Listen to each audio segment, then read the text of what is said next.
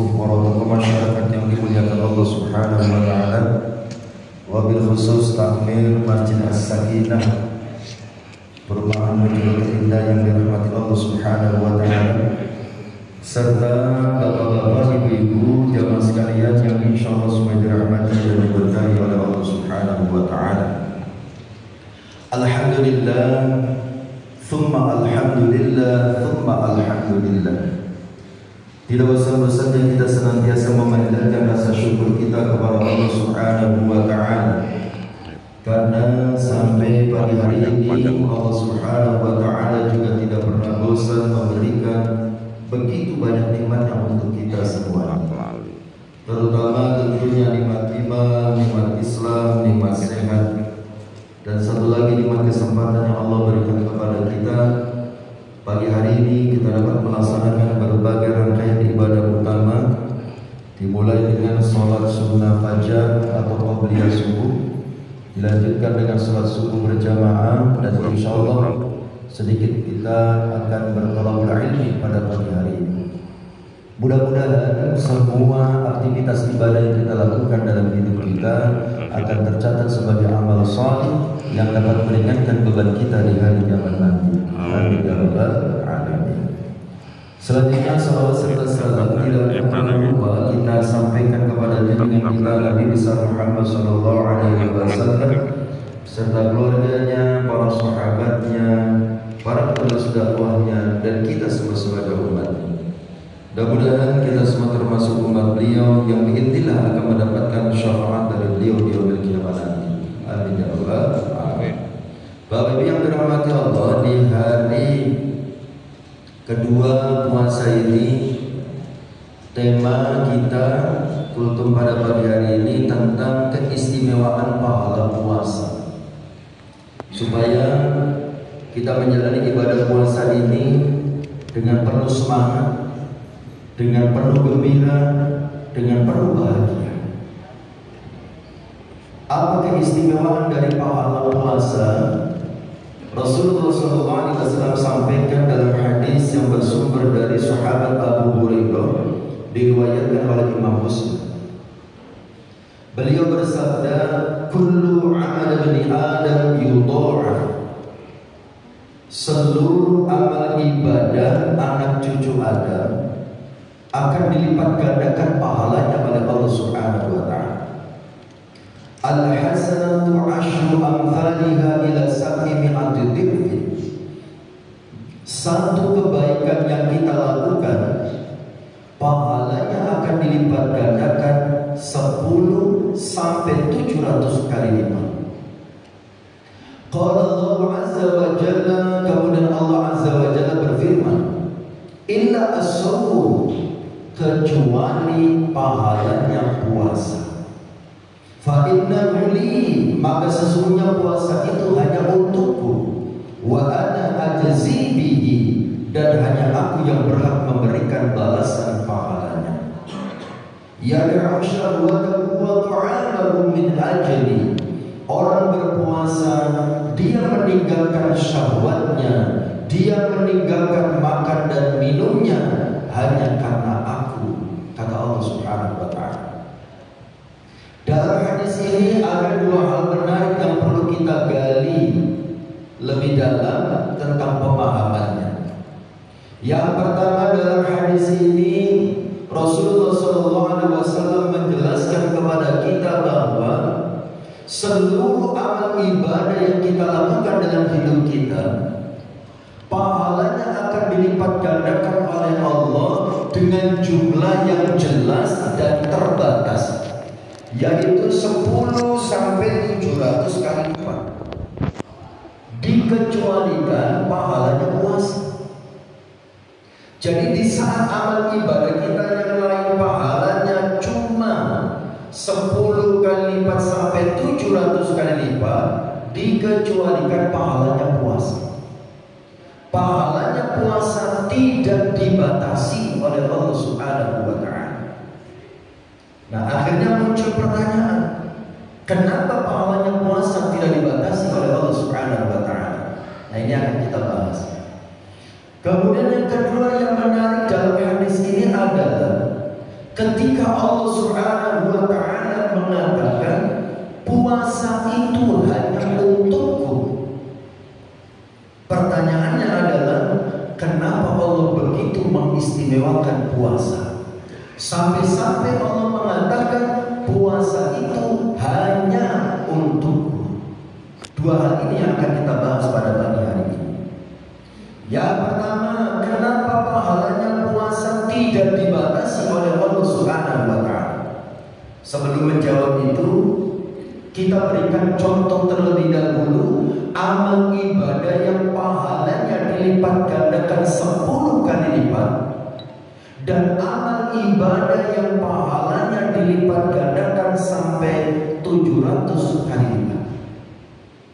Amal ibadah yang kita lakukan yang pahalanya dilipat gandakan 10 kali lipat adalah tilawatil Quran, membaca Al-Quran. Sebagaimana disabdakan oleh baginda Rasul Muhammad SAW dalam hadis yang bersumber dari sahabat Ibnu Mas'ud, kemudian diriwayatkan oleh Imam Tirmidzi. Rasulullah SAW bersabda yang berisi motivasi untuk kita agar kita bersemangat dalam membaca Al-Quran, apalagi di bulan Ramadan. Katakan Nabi, man qara'a harfan min kitabillah falahu hasanatun wal hasanatu bi asyri amthaliha la aqulu alif lam mim harfun bal alifun harfun wa lamun harfun wa mimun harfun. Katakan Nabi, man, barang siapa qara'a, dia membaca harfan, satu huruf saja, min kitabillah, dari kitab Allah, dari Al-Quran, falahu, maka bagi orang itu hasanatun, mendapat satu kebaikan, wal hasanatu, dan satu kebaikan tadi bi asyri amthaliha, dilipat gandakan 10 kali lipat. La aqulu, saya tidak mengatakan, katakan Nabi, alif lam mim harfun, alif lam mim dianggap satu huruf, tidak, bal alifun harfun, alif saja terhitung satu huruf, walamun harfun, lam saja terhitung satu huruf, wa mimun harfun, mim saja terhitung satu huruf. Berarti ketika kita membaca alif lam mim, berapa pahala yang kita dapatkan? Dikalikan 10, 3 huruf, 3 kebaikan, pahalanya 10 kali lipat, 30 pahalanya. Itu baru membaca alif lam mim saja. Apalagi kalau ayat yang kita baca panjang, apalagi kalau yang kita baca sampai khatam. Berapa pahalanya kalau kita khatam dalam membaca Al-Quran? Tinggal dihitung saja. Ada berapa jumlah huruf dalam Al-Quran, kemudian dikalikan 10. Imam Syafi'i pernah menghitung jumlah huruf dalam Al-Quran mulai Bismillahirrahmanirrahim sebelum Al-Fatihah. Ada ba, ada alif yang tersembunyi, ada sin, ada mim, dan seterusnya, sampai minal jinnati wan nas, akhir dari surah An-Nas.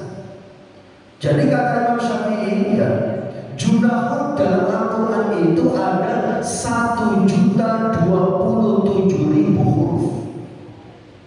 Jadi Al-Quran itu isinya 30 juz, 114 surah, 6.666 ayat, dan hurufnya ada 1.027.000 huruf. Berarti kalau kita hatam dalam membaca Al-Quran, berapa pahalanya? Tinggal dikalikan 10. 1.027.000 dikalikan 10, berarti berapa? 10.270.000. Itu pahala yang akan kita dapatkan hanya dengan membaca Al-Quran. Makanya di bulan Ramadan ini kita punya target minimal hatam 1 kali. Hatam 1 kali itu, ya, hitungnya gampang. Al-Quran 30 juz. Insya Allah kita Ramadan ini tahun ini semuanya sama, yaitu 30 hari. Berarti 1 hari cukup 1 juz. Kalau pengen hatam 1 kali, 1 juz itu kalau Al-Quran yang standar itu cuma 10 lembar. 10 lembar itu kalau pengen ringan biar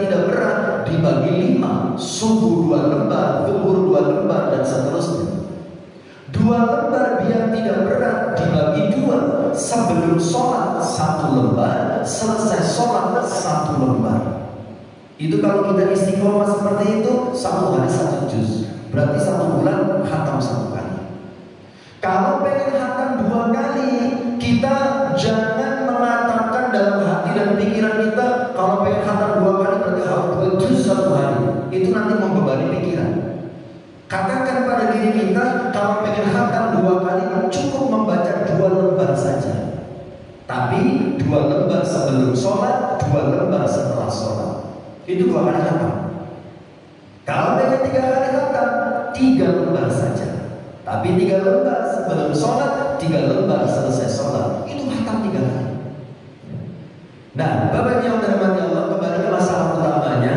Ini contoh amal ibadah yang pahalanya dilipat gandakan 10 kali lipat, yaitu membaca Al-Quran.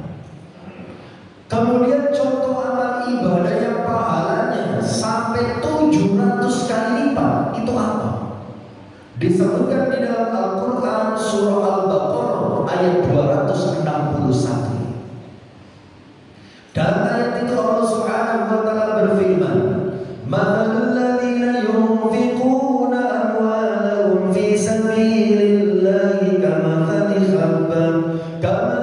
habbatin ambatat sab'a sanabila fi kulli sunbulatin mi'atu habbah wallahu yudha'ifu liman yasha wallahu wasi'un 'alim."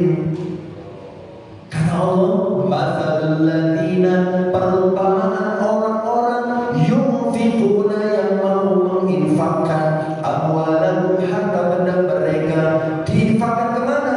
Fi sabilillah, di jalan Allah. Seperti apa perumpamaannya? Kamathali habbatin, seperti menanam 1 butir biji. Kita berinfak bersedekah, apakah infak ke masjid, ke mushola, ke pesantren, ke panti asuhan, atau kemanapun, yang penting di jalan Allah. Di jalan Allah artinya di jalan yang diridhoi oleh Allah Subhanahu wa taala. Awalnya hanya seperti menanam 1 butir biji, tetapi kata Allah, ambatat 1 butir biji tadi akan menumbuhkan sab'a sanabila, 7 tangkai. Kemudian fi kulli sumbulatin, pada setiap 1 tangkai, mi'atu habbah, akan keluar 100 biji. 1 biji ditanam, keluar 7 tangkai, setiap 1 tangkai ada 100 biji, berarti 700 kali lipat. Jadi contoh amal ibadah yang pahalanya dilipat gandakan sampai 700 kali lipat adalah infak sedekah. Apalagi kalau kita lakukan di dalam bulan Ramadan. Kanjeng Nabi mengatakan, afdhal shadaqati shadaqatun fi Ramadan. Sedekah terbaik adalah sedekah yang kita keluarkan di dalam bulan Ramadan. Baik, kembali ke masalah utamanya. Ini contoh amal ibadah yang pahalanya dilipat gandakan 700 kali lipat. Nah, kemudian kembali ke hadis tadi, di saat semua amal ibadah pahalanya dilipat gandakan dengan jumlah yang jelas dan terbatas 10 sampai 700 kali lipat, dikecualikan pahalanya puasa. Pahalanya puasa tidak ada hitungannya. Pahalanya puasa tidak dibatasi oleh Allah Subhanahu wa taala. Why? Kok kenapa? Kenapa pahalanya puasa tidak dibatasi oleh Allah Subhanahu wa taala? Disampaikan oleh baginda Rasul Muhammad sallallahu alaihi wasallam, karena as-shaumu nisfus sabri, rawahu at-Tirmidzi. Kata Kanjeng Nabi, puasa itu bagian dari sabar. Nah, sementara yang namanya sabar itu pahalanya tidak dibatasi oleh Allah Subhanahu wa taala. Dalam surah Az-Zumar ayat 10 Allah menjelaskan, "Innama yuwaffas sabiruna ajrahum bighairi hisab." Innama yuwaffas sabiruna, sesungguhnya akan dicukupkan bagi orang-orang yang bersabar, ajrahum, pahala mereka, bighairi hisab, tanpa batas. Sabar itu pahalanya tidak dibatasi oleh Allah. Nah, hubungannya dengan puasa apa? Puasa bagian dari sabar. Sabar pahalanya tidak dibatasi. Berarti kesimpulannya, puasa pahalanya tidak dibatasi oleh Allah Subhanahu wa ta'ala. Lalu apa hubungannya puasa dengan sabar? Kita masih ingat babnya terbatas. Sabar itu ada 3 macam. Ya, sabar dalam menjalankan perintah Allah, sabar dalam meninggalkan larangan Allah, dan sabar di dalam menerima takdir dan ketentuan Allah. Nah, ketiga macam sabar ini semuanya ada di dalam puasa. Puasa mengandung kesabaran dalam menjalankan perintah Allah. Puasa ini perintah Allah, kita harus sabar dalam menjalankannya. Dalam puasa juga mengandung kesabaran dalam meninggalkan larangan Allah. Yang dilarang dalam puasa itu semuanya Allah yang menentukan. Yang tadinya siang hari boleh makan minum, saat puasa tidak boleh. Kita harus sabar. Dan di dalam puasa mengandung kesabaran di dalam menerima takdir dan ketentuan Allah. Semua aturan puasa itu ketentuannya langsung dari Allah Subhanahu wa ta'ala. Jadi sabar, puasa itu bagian dari sabar. Sabar pahalanya tidak dibatasi. Maka kesimpulannya, puasa pahalanya tidak dibatasi oleh Allah Subhanahu wa ta'ala. Baik, satu masalah sudah terjawab. Kenapa pahalanya puasa tidak dibatasi oleh Allah? Yang kedua, dalam hadis tadi Allah mengatakan wasauli, puasa itu hanya untukku. Kenapa Allah begitu mengistimewakan puasa? Sampai-sampai Allah mengatakan puasa itu hanya untukku. Paling tidak ada 3 alasannya kenapa Allah mengistimewakan puasa. Yang pertama, alasannya adalah puasa itu satu-satunya ibadah yang kemungkinannya kecil kita riya dalam mengerjakannya. Saya ulangi, puasa itu satu-satunya ibadah yang kecil kemungkinannya kita tergoda untuk riya, untuk pamer dalam mengerjakannya. Kenapa? Karena yang tahu kita puasa atau tidak hanya kita dengan Allah Subhanahu wa ta'ala. Jangan kalau melihat ada orang kumpul seperti ini, atau ada orang berjalan bertiga atau berempat, terus kita menebak ini yang puasa yang mana, kita tidak tahu. Yang tahu seseorang puasa atau tidak hanya dia dengan Allah Subhanahu wa ta'ala. Ya. Sementara amal ibadah kita yang lain itu kelihatan oleh manusia. Kita sholat, kelihatan orang lain. Kita pergi haji, apalagi satu kampung semuanya tahu. Kita umroh, banyak yang tahu. Kita infak sedekah, banyak yang tahu. Seluruh ibadah yang lain selain puasa bisa diketahui oleh orang lain. Ibadah yang bisa dilihat oleh orang lain, ada potensi kita tergoda untuk riya dalam mengerjakannya. Sementara puasa tidak bisa. Saya belum pernah tahu ada orang pamer dengan puasanya. Bagaimana cara orang pamer dengan puasa? Mas, sampai tahu tak kalau saya puasa? Tidak tahu Ustaz, pengen tahu gak? Iya Ustaz, sini. Begitu ya, mengeluarkan nafas naga namanya. Gendeng gitu. Kalau ada yang pengen pamer puasanya seperti itu, nggak bisa. Hanya kita dengan Allah yang tahu kita puasa atau tidak. Itu alasan yang pertama. Puasa ibadah yang tidak bisa pamer. Yang kedua, kenapa puasa begitu diistimewakan oleh Allah Subhanahu wa ta'ala? Alasannya adalah pahalanya puasa tidak habis untuk menebus dosa. Sementara amal ibadah kita yang lain itu pahalanya habis untuk menebus dosa kita. Dan itu Allah sendiri yang mengatakan dalam sebuah hadis qudsi. Qala Allah Azza wa Jalla, Allah Azza wa Jalla berfirman dalam hadis riwayat Imam Ahmad, kullul amali kafaratun. Semua amal ibadah itu sebagai penebus dosa. Illa as-shaum, kembali Allah mengatakan kecuali puasa. Wasauli, puasa itu hanya untukku. Amal ibadah kita yang lain habis pahalanya untuk menebus salah dan dosa, kecuali pahalanya puasa.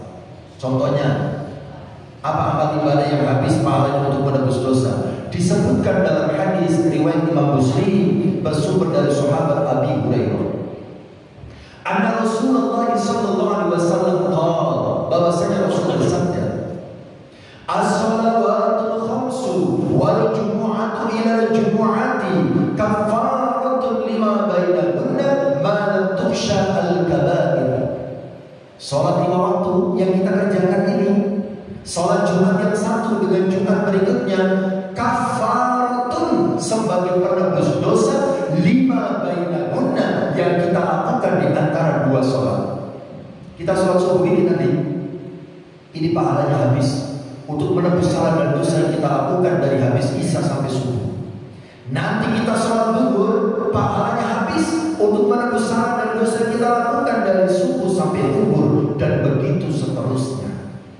Malam tusyahal kabair, selama dia tidak melakukan dosa besar. Artinya Bapak Ibu, dosa-dosa kita yang bisa terhapus dengan sholat yang kita lakukan itu hanya dosa kecil yang hubungannya dengan Allah. Kalau dosa besar perlu ditobati secara khusus, nggak bisa hanya dihapus dengan sholat kita, harus ditobati secara khusus. Kemudian dosa dengan sesama manusia juga tidak bisa dihapus dengan sholat. Dosa kita dengan sesama manusia hanya akan dihapus oleh Allah kalau kita sudah menyelesaikannya dengan sesama manusia.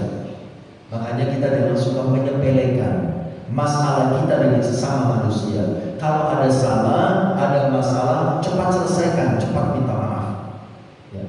Dan sebetulnya cara mendapatkan maaf atas salah dan dosa kita dengan sesama manusia itu gampang. Bagaimana caranya? Hilangkan gengsi dan bersalaman. Soalnya kadang-kadang ada orang gengsi untuk salaman. Ketika ada ganjalan, ada masalah dalam hatinya,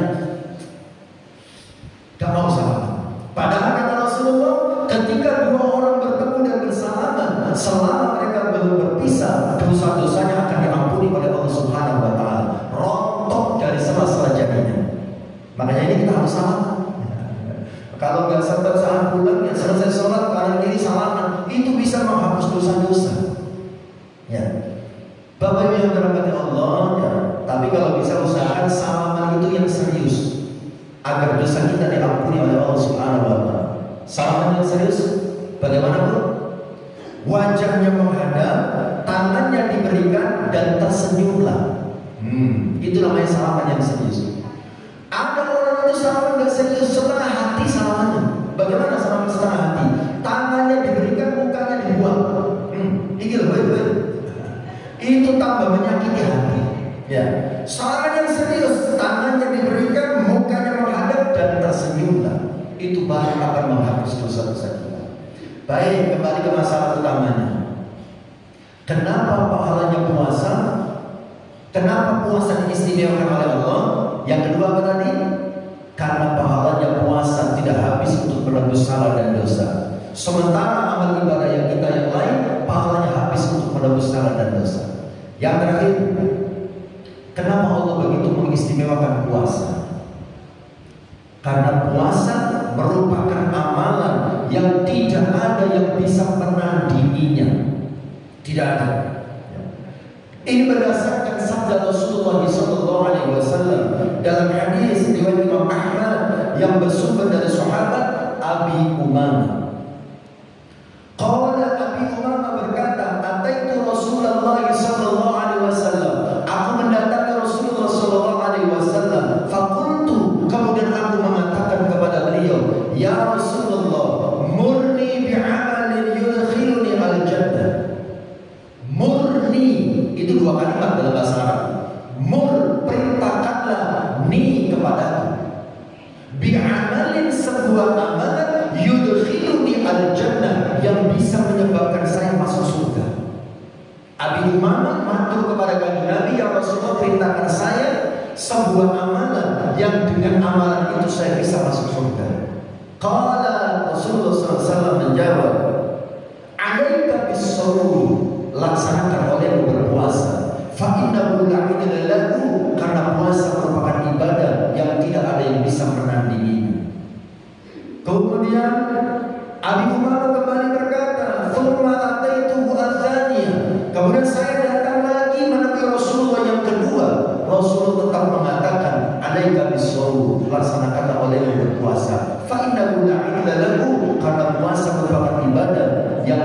ada yang bisa menandinginya. Makanya Bapak Ibu dirahmati Allah, bersyukurlah, berbahagialah, bergembiralah. Kita diberikan kesempatan oleh Allah bertemu dengan bulan Ramadan dan diberi kesempatan bisa berpuasa. Karena puasa merupakan ibadah yang sangat istimewa di hadapan Allah Subhanahu wa taala, sehingga yang paling penting kita akan dimasukkan surganya Allah Subhanahu wa taala. Saya kira ini saja yang bisa disampaikan. Mudah-mudahan ini bisa menggembirakan kita sehingga kita bisa berpuasa dengan semangat, tetap beraktivitas sehingga seluruh kebaikan dan keberkahan akan Allah berikan kepada kita. Amin ya rabbal alamin. Ihdinas siratal mustaqim. Wallahu muwaffiq ila aqwamit thariq. Wassalamu